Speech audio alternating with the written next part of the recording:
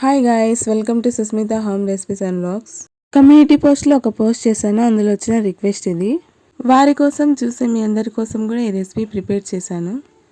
ముందుగా 1 kg basmati rice తీసుకొని శుభ్రంగా 2 times వాష్ చేసుకొని నానబెట్టుకోవాలి.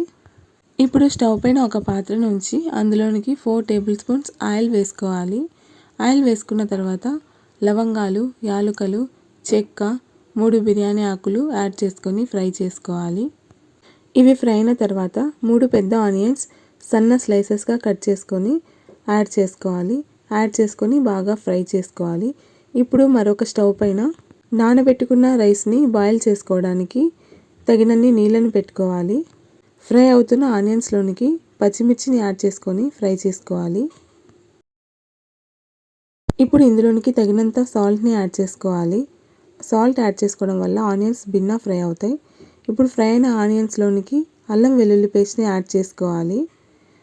ఆనియన్స్ గోల్డెన్ బ్రౌన్ కలర్లోనికి వచ్చిన తర్వాత మాత్రమే అల్లం వెల్లుల్లి పేస్ట్ యాడ్ చేసుకోవాలి.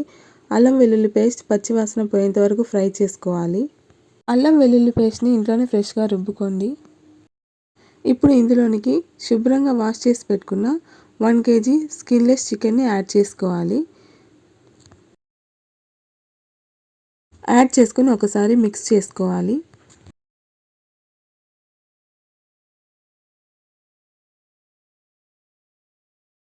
మిక్స్ చేసుకున్న తర్వాత ఇందులోనికి ఒక టమోటాని సన్న స్లైసెస్గా కట్ చేసి యాడ్ చేసుకోవాలి.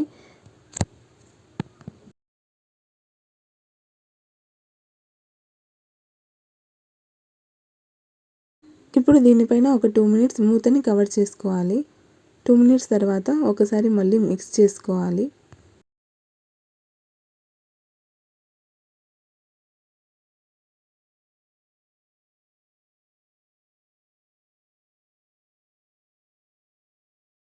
ఇప్పుడు ఇందులోనికి చిటికెడంత పసుపు, 1 to 2 spoons కారపొడి, 2 spoons ధనియాల పొడిని యాడ్ చేసుకోవాలి. ఇందులోనికి 1/2 ప్యాకెట్ పెరుగుని యాడ్ చేసుకోవాలి. ఒక ఫుల్ నిమ్మకాయ రసాన్ని ఇందులోనికి యాడ్ చేసుకోవాలి. మీకు నచ్చితే 1.5 అయినా యాడ్ చేసుకోవచ్చు.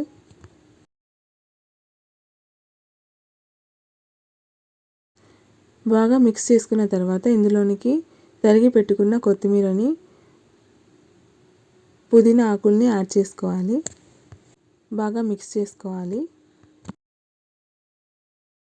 ఇప్పుడు ఇది ఉడికేందుకు మూతని వేసుకోవాలి. మరొక వైపు పెట్టుకున్న వాటర్ కాగిన తర్వాత ఇందులోనికి చిటికెడంత పసుపు, కట్ చేసి పెట్టుకున్న పచ్చిమిర్చి, ఇందులోనికి లవంగాలు, యాలకులు, చెక్క వేసుకొని అందులోనికి పుదీనా ఆకుల్ని, కొత్తిమీరని యాడ్ చేసుకోవాలి. యాడ్ చేసుకొని ఒకసారి మిక్స్ చేసుకోవాలి. ఇందులోనికి నానబెట్టి పెట్టుకున్న రైస్ని యాడ్ చేసుకొని బాగా కలుపుకోవాలి.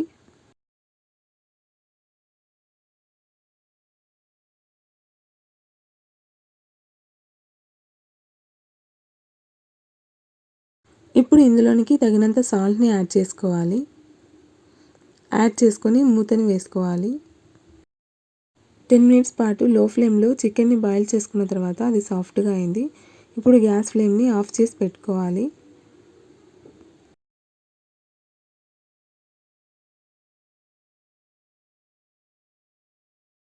ఇప్పుడు ఇందులోనికి 60% ఉడికిన రైస్ని కొద్దిగా ఈ చికెన్లోనికి యాడ్ చేసుకోవాలి.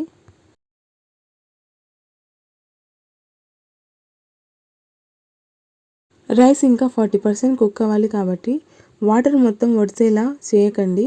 కొద్దిగా చెమ్మ ఉండేలాగానే ఇందులోనికి యాడ్ చేసుకోండి. మొత్తం రైస్ని యాడ్ చేసుకున్న తర్వాత మూత వేసుకొని దానిపైన బరువుని పెట్టండి. 10 minutes పాటు లో ఫ్లేమ్లో కుక్ చేసుకోవాలి. కుక్ అయిన తర్వాత ఆల్మోస్ట్ ఆల్ రైస్ ప్రిపేర్ అయింది. ఇప్పుడు దీనిపైన కలర్ కోసం కొద్దిగా కలర్ వాటర్ని యాడ్ చేసుకోవాలి. మూత వేసుకొని 2 minutes మగ్గనివ్వాలి. 2 minutes మగ్గిన తర్వాత గ్యాస్ ఫ్లేమ్ని ఆఫ్ చేసుకోవాలి. నేను కలర్ని ఎక్కువ రెఫర్ చేయను, మీకు నచ్చితే కలర్ని యాడ్ చేసుకోండి. వీడియోలో కలర్ఫుల్గా కనపడడం కోసం కలర్ని యాడ్ చేశాను.